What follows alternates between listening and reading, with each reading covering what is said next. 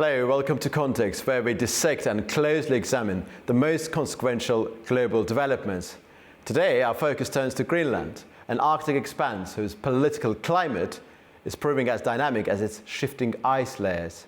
The island's latest electoral outcome delivers a resounding statement.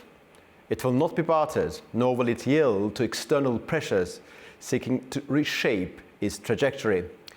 In an unexpected yet telling result, the centre-right Democratic Party secured nearly 30% of the vote, solidifying its influence in Greenland's pursuit of what is known as measured independence from Denmark. President Donald Trump has reiterated his belief that the US could acquire Greenland, resurrecting his 2019 proposition to purchase the island. Yet Greenland's newly empowered leadership stands resolute. Sovereignty is non-negotiable, and self-determination supersedes external ambitions. Meanwhile, Denmark remains unwavering. Greenland is not on the market. However, the island's economic reliance on Copenhagen presents a paradox. How can it carve a path towards full autonomy without jeopardizing financial stability? And ultimately, is Greenland actually capable of being an independent state? What does this mean for US Arctic strategy? And how is Europe going to recalibrate this situation and its stance in response to this development? And does this election mark an inflection point in Greenland's evolving sovereignty? To navigate these critical questions, we're joined by expert analyst Scott Lucas, Professor of US and International Relations, Clinton Institute, University College Dublin. Welcome, Professor. James Dorsey, Adjunct Senior Fellow, Singapore's School of International Studies. Welcome, Professor. Yeah. Professor Lucas, my first question is going to be addressed to you. US President Donald Trump has once again suggested that the US could take control of Greenland. How seriously is this being taken in Washington and amongst the allies of the US president? And Greenland's likely new prime minister has rejected Trump takeover efforts, adding that we don't want to be Americans, we don't want to be Danes, we want to be Greenlanders. And as far as the mindset of those currently in charge of the US administration is concerned, does it really matter what people of Greenland actually think about their future? So many interesting questions there. Let's start with the Washington dynamic. It may come as a surprise to your viewers, but sometimes Donald Trump says crazy things. And crazy things only in the past 24 hours have included that perhaps the United States will force Panama to let its ships go through the Panama Canal without paying anything, and that the US could just simply take over Greenland. It cannot. The important question is whether there are those around Trump who actually believe there should be an attempt to try to at least get Greenland to break away from Denmark and to establish a special relationship with the United States.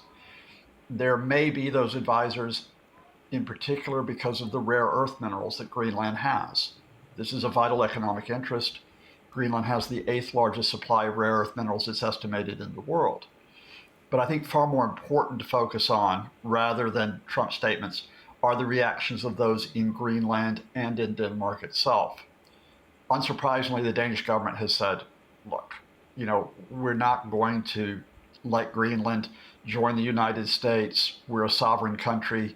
You cannot interfere in our sovereign affairs.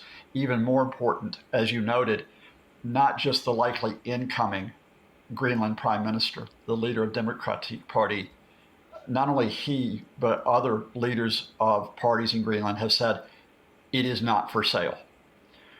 There is an important question, I think the most important question, as to whether the people of Greenland seek not only autonomy, but independence from Denmark. But just because they want to be independent from Denmark does not mean they want to become the 51st state of the United States. And they have made that very, very clear in response to Mr. Trump's latest statement. Professor Dorsey, Greenland's new government has reaffirmed its commitment to autonomy, but how feasible is actually full independence from Denmark at this stage? Well, It's something that Greenlanders have always wanted to have, and certainly are going to pursue. But let me just follow up on something that Scott said. I think there are two other aspects to this which are important. One is Trump's worldview, a view of a world order, which is very much a world of spheres of influence in which there is a dominant power that sort of dictates to smaller powers what they want them to do. The second aspect, I think, of this is characteristic of Trump's tactics. He is someone who comes out with maximalist positions and believes then that that by doing so, he shifts the paradigm, he shifts the dialogue, and ultimately comes out with a product or with a result that he wants to achieve. We're seeing that approach in Ukraine. We're seeing that approach in the Middle East. It's not necessarily true that approach is going to produce results, but it certainly, in the initial phases, has shifted and galvanized parties. Professor Lucas, let's talk about the importance of Greenland. What strategic value does Greenland hold for the United States, both militarily and economically? I think President Trump, whilst delivering his State of the Union style big speech, said that US acquisition of the island is a matter of national and international security. Well, certainly Greenland has a very important strategic position. I mean, given where it is up in the Arctic, given its place alongside sea routes, but given its place also to be able to monitor aircraft, it has long been important in terms of the competition, especially between the US and the Soviet Union, and now between the US and Russia. And that's why the US has military bases on Greenland and has long had military bases there as part of its early warning system against attack. Greenland does not have to join the United States or even be an independent country, which is a close ally of the United States, to provide those facilities. Denmark has provided those facilities as part of the European alliance with the United States. So there's sort of a myth that Donald Trump is going to seize Greenland because of that strategic position. No, I mean, this is very much simply, as James Dorsey pointed out, Trump's personal approach, his bullying approach to politics. I think what's far more interesting and has not been picked up on the media, however, is another geopolitical aspect of this. And that is, there are some Trump advisors who really want to weaken the European Union. And by splitting Greenland off from a member of the EU, of Denmark, they would achieve that. And I think for those policy advisors to Trump, we're seeing that antagonistic approach to Europe in multiple ways. We've seen it in the past few days with tariffs on the EU. And so I think there's almost like a symbolic importance that perhaps they could prize Greenland away from Europe and into the American sphere of influence completely. Professor Dorsey, I mean, this is a question that I'm going to ask now is slightly beyond the realm of the discussion matter. Why President Trump does appear to be somebody who's not appreciative enough of the importance of transatlantic alliance, which is incredibly important in the context of Europe and the United States? Well, I think it's simply Trump's worldview. He basically has a worldview that, in fact, turns our view of the world upside down. As far as he's concerned, the transatlantic alliance is a burden.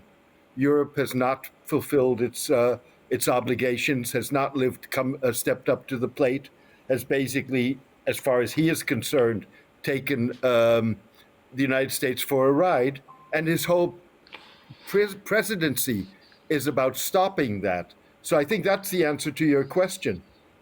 So, and what about Denmark's long-term strategy for Greenland, given its economic dependence on Copenhagen? Is a part of the problem associated with what we were discussing actually related to the lack of vision on the side of Copenhagen, or would you say this is quite peripheral to the wider picture? Are you asking me? Yes, I'm asking you, sir. Oh, sorry. No, I think it's peripheral. I think basically whatever the relationships are between Denmark and Greenland are between Denmark and Greenland. What, to some degree, that whatever tensions there may be are tensions that Trump is trying to exploit. But I don't think it's a question of lack of vision on the part of Denmark. I see. Professor Lucas, if Greenland continues to push for independence, could we see more US diplomatic and financial efforts to influence the future of the island? I mean, somewhat, it may sound a bit unrelated, but still I believe in the grand scheme of things it is related. Denmark recently stated that Britain has priority right to buy Greenland, and they added that Greenland can be sold to the United States by Denmark only if the British authorities refuse to claim the territory. This was announced by former Danish minister responsible for Greenland-related matters. What is your take on this intricate, very interesting moment involving Britain? Well, I think that Danish statement was just a primarily symbolic statement, which says, look, if we're going to discuss with anyone what happens with Greenland, it's not going to be Washington. I think the reality here, and let's bring this down, is that certainly there may be some American actors who think you can prize Greenland away in terms of, this Trump idea of economic transactions. Look, you've got stuff we want in Greenland. We're a country that has a lot of money. Here, look, take our offer. But the reality is that Greenland has this place which is beyond just simply being purchased. And that is, it is part of, as you have mentioned, a decades-long U.S. alliance with European countries, including with Denmark. And just treating it as a business transaction undermines that alliance approach to politics. It undermines a really reasonable U.S. approach to geopolitics at a very sensitive time. So in a way, Greenland is indicative, not, I think, of a problem in terms of how Denmark conducts itself. I think that issue of Greenland's autonomy versus independence will continue to be negotiated on a rational basis. It's more of a tension, an unprecedented tension within the United States. Does the U.S. government act as the plaything of a single person, a businessman who happens to be president, or does the U.S. government act as institutions who carry out responsible approaches to security, to economic relations, to diplomatic relations, not only in the interest of the United States, but in the interest of Europe, and dare I say it, areas beyond Europe as well. Indeed. And Professor Dorsey, how do you evaluate and envision the long-term implications of this very moment when it comes to US-Europe relations? Already, we noticed something remarkable, I think 2-3 weeks ago, probably 3 weeks ago, when at the General Assembly and then later at the Security Council, United States actually sided with Russia against United Kingdom and France when that particular resolution was adopted. We heard about tariffs, transatlantic alliances in tatters. We see some very massive, completely unthinkable things are happening. Where do you see the future of Europe-US relations in the context of what's happening in connection with Greenland as well? Because it's probably indicative of something bigger than Ireland itself.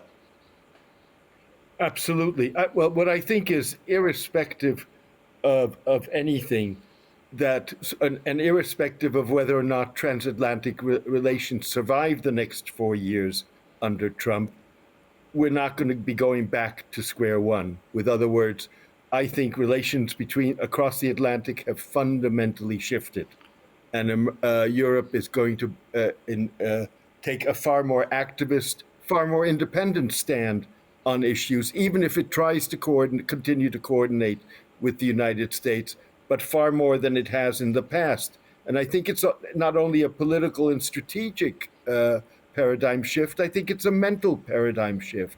This is a new world for Europe, and a new world in which it is trying to step up to the plate. Professor Lucas, we talked about challenges, we talked about a degree of unpredictability emanating from Washington, D.C. But in the midst of all of these problems, could we see the element of an opportunity in the midst of a bigger challenge? And some people are saying that with US being less proactive and less committal in terms of protecting Europe, it could be construed as a blessing in disguise for continental European countries. And in some ways, perhaps the United Kingdom which is not a member of the European Union, but still could play a very important role in terms of acting as a bridge between the continent and US. So in the midst of all of these problems, we could see elements of opportunity. What are your thoughts on this? I don't think it's opportunity. I just think it's reality.